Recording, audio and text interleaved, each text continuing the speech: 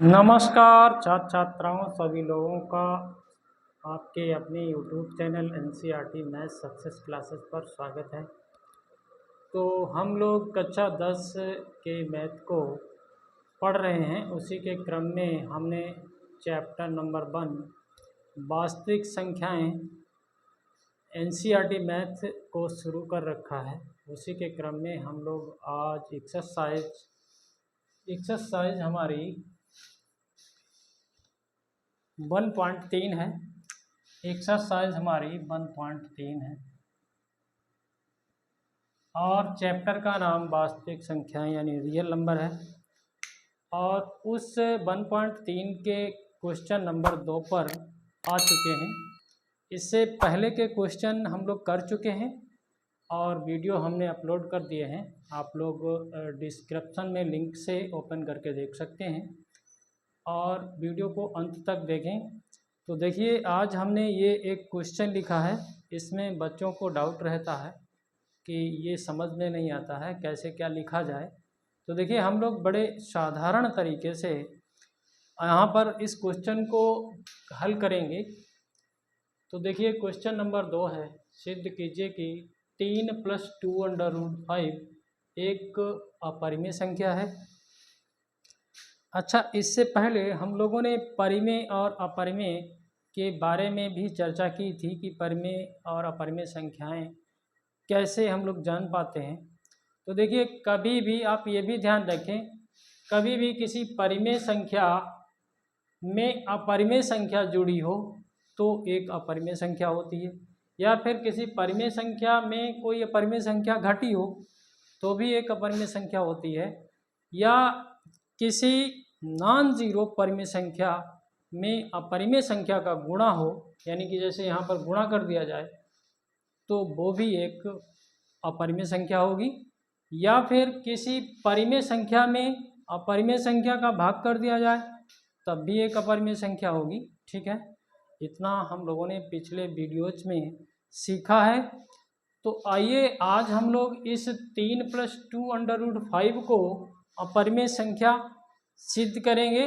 और यहाँ पर हम लोग प्रूफ जो भी प्रूफ करते हैं, प्रूफ बाय कंट्राडिक्शन मेथड से करते हैं, यानी कि विरोधोक्ति से उपपत्ति के द्वारा हम लोग यहाँ प्रूफ करते हैं। तो देखिए, यहाँ पर ये अपरिमेय संख्या सिद्ध करनी है तो इसका उल्टा मान के चलेंगे हम लोग कि इसको एक परिमेय संख्या मान के चलेंगे। उसके आधार पर हम लोग इसको सिद्ध करेंगे कि ये एक अपरिमेय संख्या है। तो देखिए, हम लोग सॉल्यूशन करते हैं। यहाँ देखिए, सॉल्यूशन हमने माना कि 3 + 2√5 अपरिमेय संख्या ना होकर एक परिमेय संख्या है। कैसी संख्या है? परिमेय संख्या है। जब इसको हम लोगों ने परिमेय संख्या मान लिया है तो निश्चित रूप से इस 3 + 2√5 = P/Q होना चाहिए। P/Q होना चाहिए। ठीक है, जहाँ Q डज नॉट = 0 होना चाहिए। और देखिए, P और Q यहाँ पूर्णांक हैं, ये भी स्पष्ट कर दे रहे हैं। P व Q पूर्णांक है, क्योंकि हम लोग परिमेय संख्या को पढ़ा है हम लोगों ने, वहाँ पर परिभाषा यही होती है कि P/Q के रूप में जिस संख्या को हम लोग लिख पाएंगे जहाँ P और Q पूर्णांक हैं और Q डज नॉट = 0 है तो वो संख्या हमारी परिमेय संख्या होती है। तो देखिए, थोड़ा सा इसको थोड़ा सा हल करेंगे, ज़्यादा नहीं, थोड़ा सा। तो देखिए, इस 3 को हम अगर उधर लिए जाएं तो देखिए ये हो जाएगा 2√5 बराबर p/q -3। और थोड़ा सा समझें, इसको हम इधर रख लें, p/q -3 बराबर 2√5। थोड़ा सा आप दिमाग लगाइए, इस 2 को यहाँ भाग में ले लीजिए, तो p/q -3/2 बराबर √5 आपको ये मिल गया। अब इससे आप क्या निष्कर्ष निकाल सकते हैं? तो देखिए हम लोग यहाँ निष्कर्ष निकाल सकते हैं कि भाई p/q एक परिमेय संख्या है और उसमें से कुछ माइनस हुआ है, जो कि एक परिमेय संख्या ही माइनस हुई है, और बटे में 2। तो इससे हम लोग निष्कर्ष निकाल सकते हैं कि p/q -3/2 एक परिमेय संख्या है, परिमेय संख्या है। ठीक है, क्योंकि p/q भी तो एक परिमेय संख्या है, क्योंकि p/q एक परिमेय संख्या, ऐसे लिख देते हैं, एक परिमेय संख्या है। ठीक है, तो फिर निश्चित रूप से p/q -3/2 भी तो एक परिमेय संख्या है। ठीक है, तो हम लोगों ने इतना निष्कर्ष निकाल दिया। और देखिए भैया ये परिमेय संख्या है, तो फिर इसके बराबर √5 है, तो ये भी परिमेय संख्या होगी। ठीक है, और हम लोग लिखेंगे थोड़ी भाषा में, p/q -3/2 बराबर √5 है। तो इससे ये निष्कर्ष निकला कि भैया p/q -3/2 एक परिमेय संख्या है और उसके बराबर में √5 है, तो वो भी एक परिमेय संख्या है। यानी कि कह सकते हैं कि √5, यहाँ से अगर निष्कर्ष निकालें तो √5 भी एक परिमेय संख्या है। ठीक है, और जबकि आप लोगों ने इससे पिछला ही सवाल नंबर कहना चाहिए, तो सवाल नंबर 1 आपने √5 ही वहाँ पर भी अपरिमेय संख्या सिद्ध किया था। तो यहाँ निष्कर्ष निकल के आया कि √5 एक परिमेय संख्या है, जबकि ये आपको पता है कि √5 एक परिमेय संख्या तो नहीं है, ये तो आपको पता ही है। तो हम लोग लिख सकते हैं यहाँ पर, परंतु यह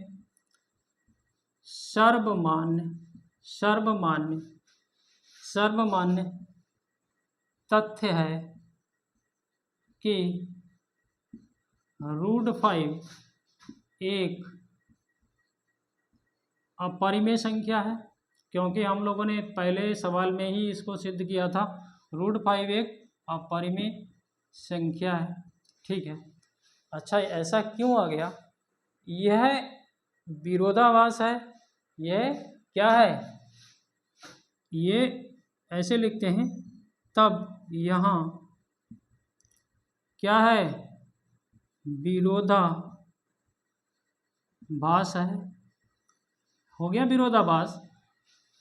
देखिए आपको दिख रहा है √5 एक परिमेय संख्या आ गई, लेकिन ये सर्वमान्य तथ्य है कि √5 एक अपरिमेय संख्या है, क्योंकि हम लोगों ने ये सिद्ध किया है, तब यहाँ ये विरोधाभास है। अच्छा, इस विरोधाभास का कारण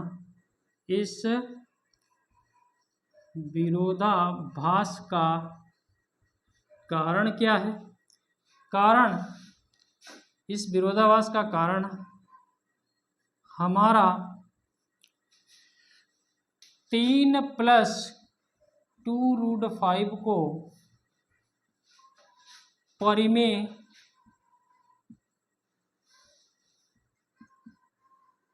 संख्या मानना ही है। ठीक है, परिमेय संख्या मानना ही है, यही तो, क्योंकि हम लोगों ने इसको परिमेय संख्या माना था, इसलिए ये विरोधाभास आ गया है। तो इस निष्कर्ष पर हम लोग पहुँचे हैं, अतः 3 + 2√5 एक अपरिमेय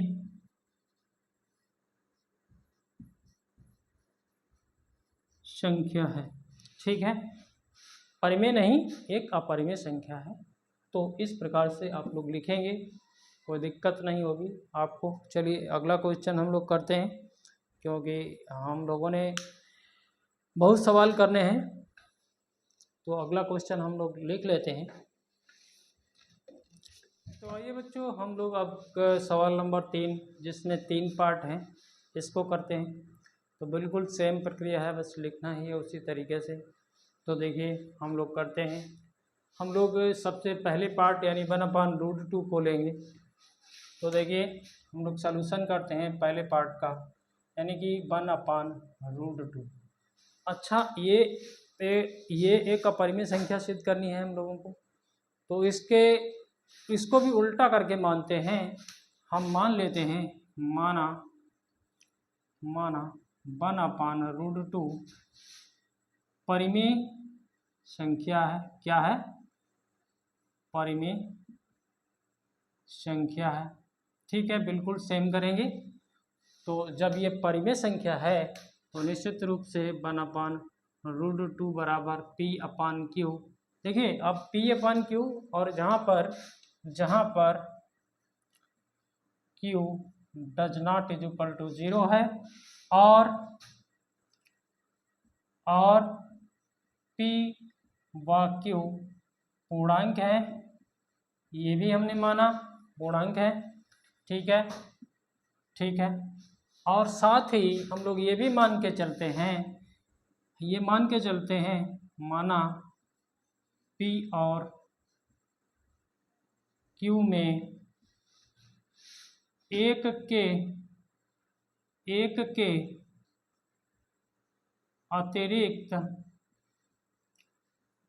अतिरिक्त कोई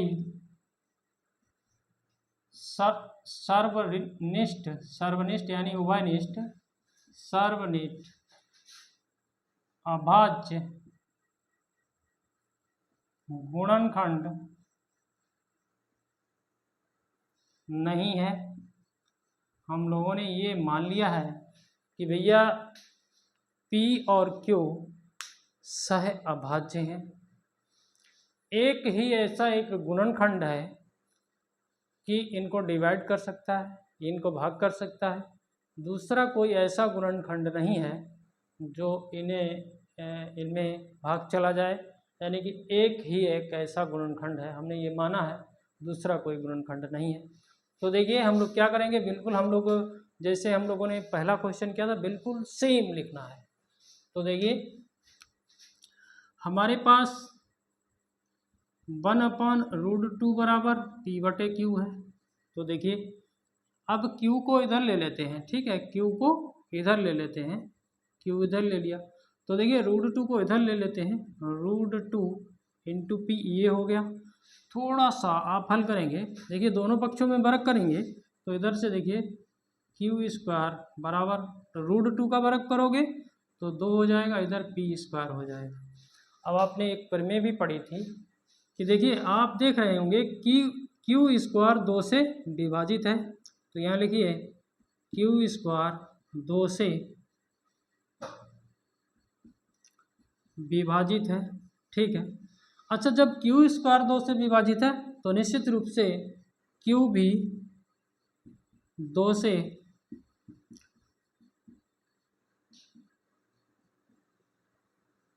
विभाजित है। तो ऐसा आपने देखिए यही क्वेश्चन है। हाँ, तो ऐसा आपने यहाँ पर दिखा दिया है कि Q² 2 से विभाजित है, तो Q भी 2 से विभाजित है। अब देखिए थोड़ी देर के लिए आप ये समझिए, Q जब 2 से विभाजित है तो ऐसा मान लेते हैं Q बराबर 2R, ऐसा हमने यहाँ माना है। अब देखिए अगर इसका हम लोग क्या करें, Q इसका भी वर्ग कर दें। ठीक है, इसका भी वर्ग कर दें तो ये क्या हो जाएगा, देखिए क्यू स्क्वायर बराबर 4r² हो जाएगा। ठीक है, अब देखिए ये क्यू स्क्वायर का मान हम लोग कहाँ रख दें, यहाँ रख दें, यहाँ रख देते हैं। तो देखिए यहाँ देखिए तो हो जाएगा 4r² बराबर आपका 2p² हो जाएगा, 2p² हो जाएगा। तो देखिए अब आप क्या करें, इस 2 से इसको काट दें, 2 से इसको काट दें तो 2 दूनी 4 हो जाएगा। ठीक है, 2 दूनी 4, तो ये क्या आ गया आपको p² बराबर 2r², ये आ गया, इधर से 2r², इधर से p²। तो देखिए अब आप देख रहे होंगे कि इस 2 को अगर हम इसके बटे ले आए तो देखिए p² भी 2 से विभाजित है, इसको भी लिखेंगे यहाँ पर। देखिए p² भी 2 से विभाजित है। तो जब भैया p² 2 से विभाजित है तो p भी 2 से विभाजित होगा।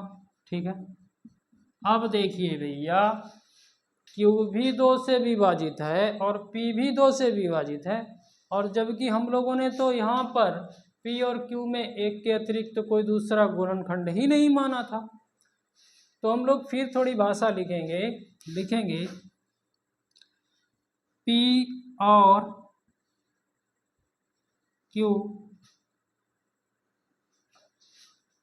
में 2 उभयनिष्ठ अभाज्य गुणनखंड है। एक तरीके से आपको लिखना है अपनी भाषा में, अभाज्य गुणनखंड है। जबकि हमारे मानने के अनुसार P और Q में एक के अतिरिक्त कोई भी सर्वनिष्ठ दूसरा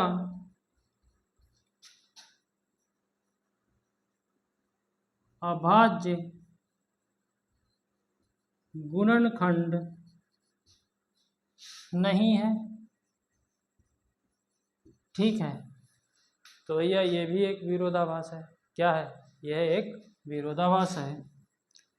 लिखेंगे यह विरोधा, इसमें थ्योरी ही तो है, यह विरोधाभास है।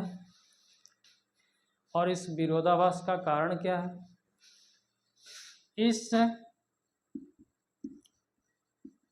विरोधाभास का कारण हमारी कल्पना, क्या कल्पना, 1/√2 को परिमेय संख्या मानना ही है। ठीक है, तो यानी कि हमारी कल्पना असंगत और त्रुटिपूर्ण थी। तो हम लोग लिखेंगे कल्पना असंगत व त्रुटिपूर्ण है, इसलिए 1/√2 परिमेय संख्या न होकर एक अपरिमेय संख्या है, अपरिमेय संख्या है। बस थोड़ी सी भाषा उसी हिसाब से आप लोग बनाते जाएंगे। और हमने तो बहुत ज़्यादा लिख दिया है, आप इतना ना लिखेंगे तो भी काम चलेगा। तो आइए हम लोग एक पार्ट और करते हैं और हम लोग अपनी एक्सरसाइज को ही ख़त्म किए ले रहे हैं, तो बिल्कुल आपके समझ में आया होगा। तो देखिए एक सवाल और करते हैं सिंपल सा।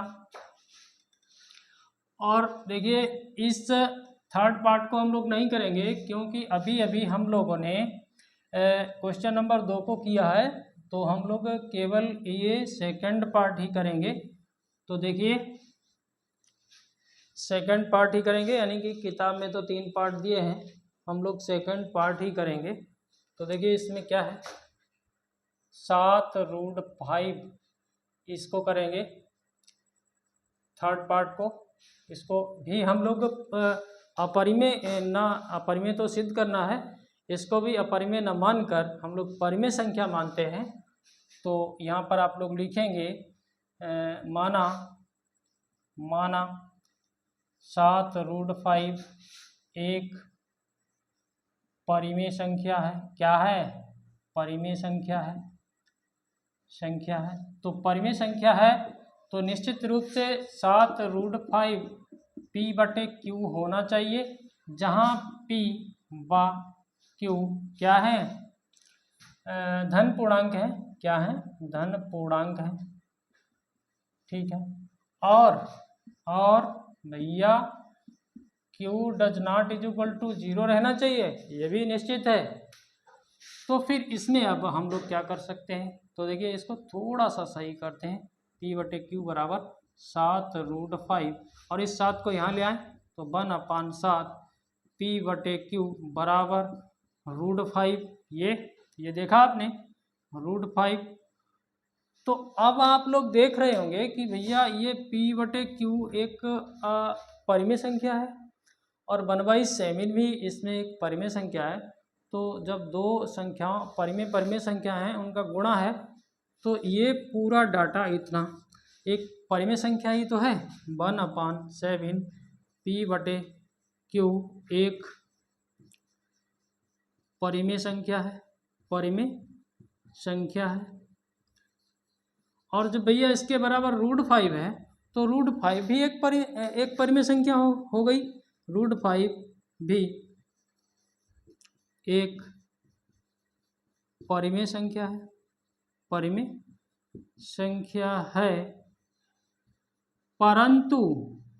परंतु ये सर्वमान्य तथ्य है कि √5 एक परिमेय संख्या नहीं, एक अपरिमेय संख्या है। तो हम लोग लिखेंगे थोड़ा सा, परंतु यह सर्वमान्य तथ्य है कि √5 एक अपरिमेय संख्या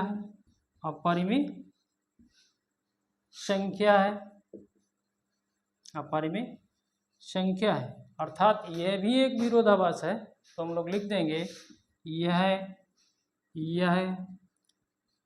विरोधाभास है। क्या लिखेंगे? विरोधाभास है। और ये विरोधाभास क्यों हुआ?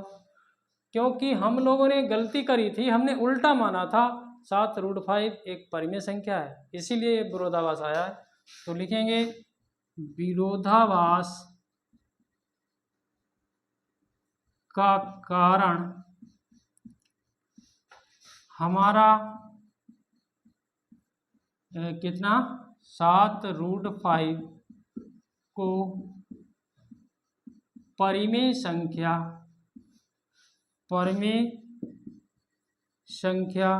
मानना ही है। अतः 7√5 परिमेय ना होकर बिल्कुल सेम भाषा है, परिमेय ना होकर एक अपरिमेय संख्या है। क्या है? अपरिमेय संख्या है। ठीक है। आप लोगों के ये हमारे बताए हुए 3 क्वेश्चन हमने बताए हैं, समझ में आए होंगे। यदि समझ में आए हैं तो हमारे चैनल को सब्सक्राइब करें, बेल आइकन को प्रेस करें और ऑल बटन पर सेट कर लें ताकि हमारे आने वाले वीडियो का नोटिफिकेशन आपको मिलता रहे। सभी दोस्तों में शेयर करें, सभी लोग कमेंट करें और शेयर करके अपने दोस्तों को भी बताएं। और आप लोगों का बहुत बहुत धन्यवाद।